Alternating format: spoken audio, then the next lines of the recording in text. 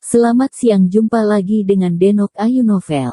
Bagaimana kabar sobat semua? Sebelum kita mulai cerita ini, ayo silakan subscribe, like, komen, share dan nyalakan loncengnya untuk mendapatkan notifikasi terbaru ketika Mimin upload videonya. Menantu terbaik bab 393 akan lebih nyaman memiliki dokter swasta. Ekspresi Lin Yu berubah ketika dia mendengar ini, dan dia buru-buru bangkit untuk menutup pintu.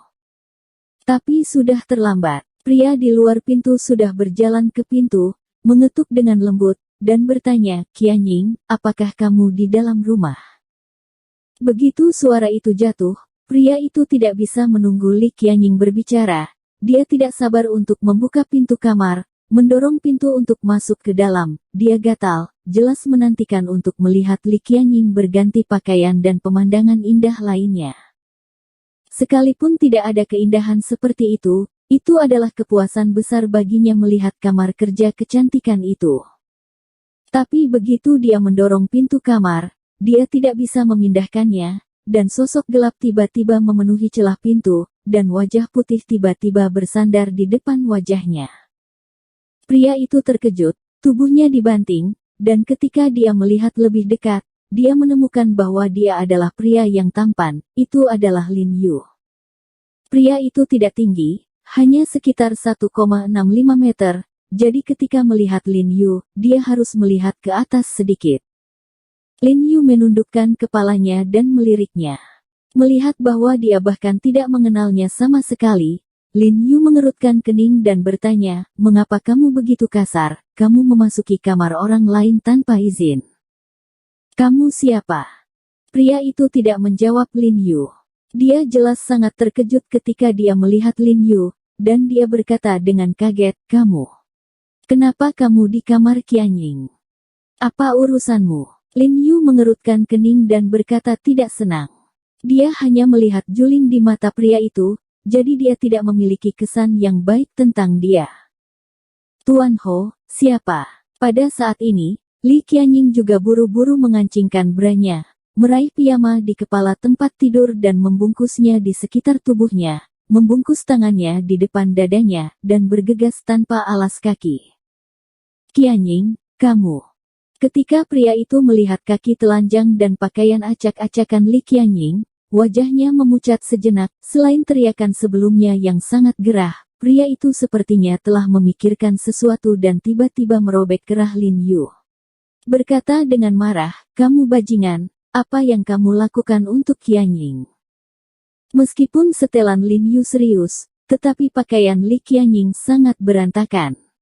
Bahkan jika tidak ada yang terjadi secara substantif, berdasarkan teriakan Li Qianying, dia dapat berpikir bahwa tangan Lin Yu sama sekali tidak menganggur, dan dia pasti menyentuh tempat-tempat yang tidak boleh disentuh.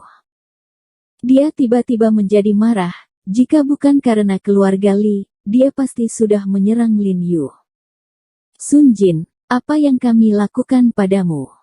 Sebelum Lin Yu bisa berbicara, Li Qianying berteriak padanya dengan marah, tampaknya dia mengenal pria pendek ini. Sun Jin membuka mulutnya karena terkejut, dan kemudian terlihat prihatin, "Qianying, aku sedang membantumu. Apakah dia mengganggumu saat tidak ada orang di rumah?" "Terserah kamu apakah dia menggangguku atau tidak, aku bersedia diganggu olehnya."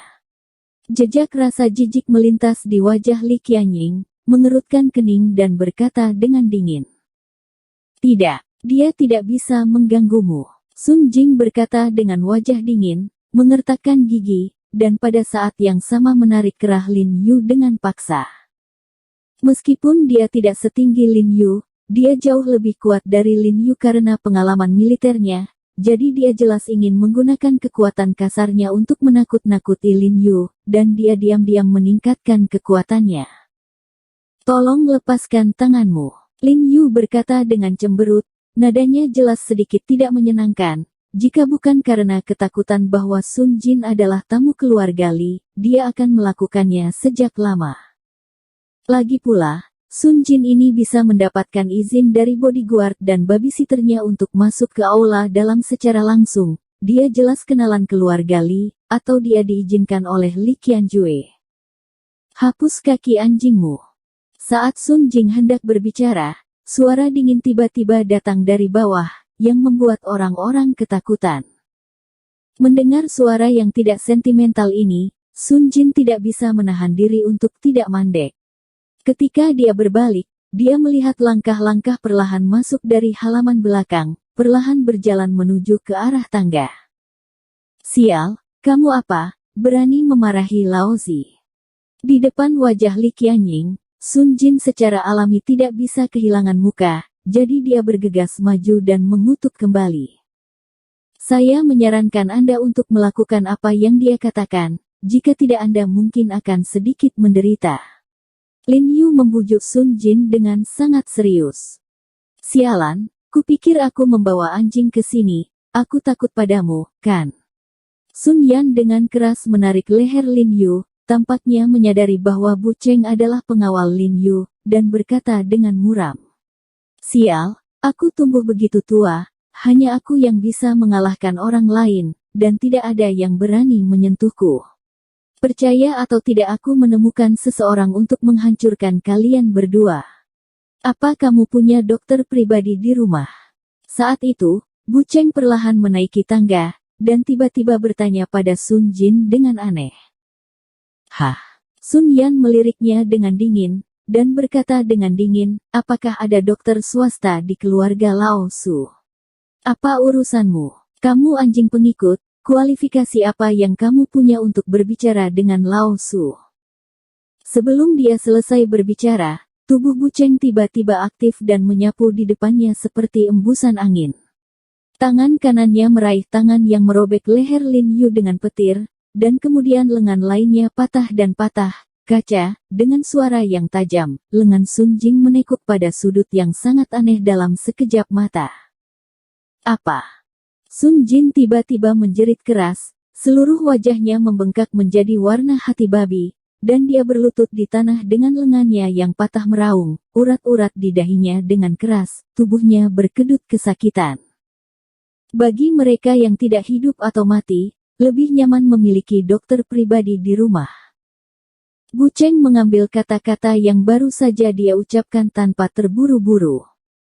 Wajah Li Qianying menjadi pucat ketika dia melihat pemandangan ini, tangannya menutupi mulutnya dengan erat, jika tidak, dia harus memanggil. Setelah mengatakan ini, Bu Cheng tiba-tiba merobek kerah baju Sun Jin yang berteriak, menyeretnya ke tangga, dan kemudian membantingnya seolah-olah sedang membuang sekantong sampah. Hilang. Kulit Lin Yu juga berubah, dan dia ingin menghentikannya, tetapi sudah terlambat, jadi dia tidak punya pilihan selain menggelengkan kepalanya. Sun Jin menjerit dan berguling seperti babi, dan jatuh ke lantai marmer di ruang tamu, kepalanya miring, dia kehilangan nafas, dia jelas pingsan karena kesakitan. Sialan, Tuan ketakutan. Bu Cheng berbalik dan menundukkan kepalanya ke arah Lin Yu, dan berkata dengan wajah penuh penyesalan. Dia tidak menyangka bahwa saat dia pergi ke halaman belakang untuk berjalan-jalan, situasi barusan akan terjadi. Jiarong, maaf, aku pulang terlambat. Pada saat ini, Li Qianjue tiba-tiba masuk dari pintu, melepas kerah di lehernya, dan berkata kepada Lin Yu sambil tersenyum. Begitu dia selesai berbicara, ekspresinya tiba-tiba tenggelam, karena dia telah memperhatikan Sun Jin yang pingsan di tanah. Orang ini adalah... Dia tidak bisa membantu tetapi bertanya dengan bingung. Dia jelas tidak melihat wajah Sun Jin dengan jelas. Dia tidak bisa membantu tetapi berjalan mendekat dan melihat. Kemudian rona wajahnya tiba-tiba berubah dan dia berkata dengan terkejut, Tuan Muda Sun. Begitu dia selesai berbicara, Li Qianjue buru-buru membungkuk untuk membantu Sun Jin, dan berkata dengan penuh semangat, Soda Sao, ada apa denganmu? Karena Li Qianjuan tidak tahu bahwa lengan Sun Jin patah, Sun Jin berteriak lagi saat bertemu dengannya, dan terbangun dari rasa sakit. Setelah melihat Li Qianjue, dia tersentak dan mengertakkan giginya dengan susah payah. Berkata, Li Qianjue, kamu sedang menunggu. Kamu sedang menunggu. Aku ingin orang tuaku membantumu memberikan tanah untuk mengenakan ibumu. Tuan Sun, apa-apaan? Apa yang terjadi? Li Qianjue melirik lengan Sun Jin yang patah. Dengan keringat dingin di dahinya, dia tidak bertanya siapa yang menyakiti Sun Jin karena hanya ada beberapa orang di rumah itu, yang sebagian besar terkait dengan Lin Yu. Setelah berbicara, dia segera berbalik dan berteriak di luar, "Ayo! Dapatkan mobilnya. Bawa Tuan Sun ke rumah sakit. Saudaraku, Tuan dia membantu saya mengobati penyakit saya sekarang. Bajingan ini bergegas ke kamar saya tanpa izin. Itu sebabnya Tuan He berinisiatif untuk mengajarinya." Li Qianying takut Li Qianjue akan mengalihkan amarahnya pada Lin Yu dan buru-buru menjelaskan. "Saudara Li, orang saya impulsif, dan tanggung jawab ada pada saya, maaf."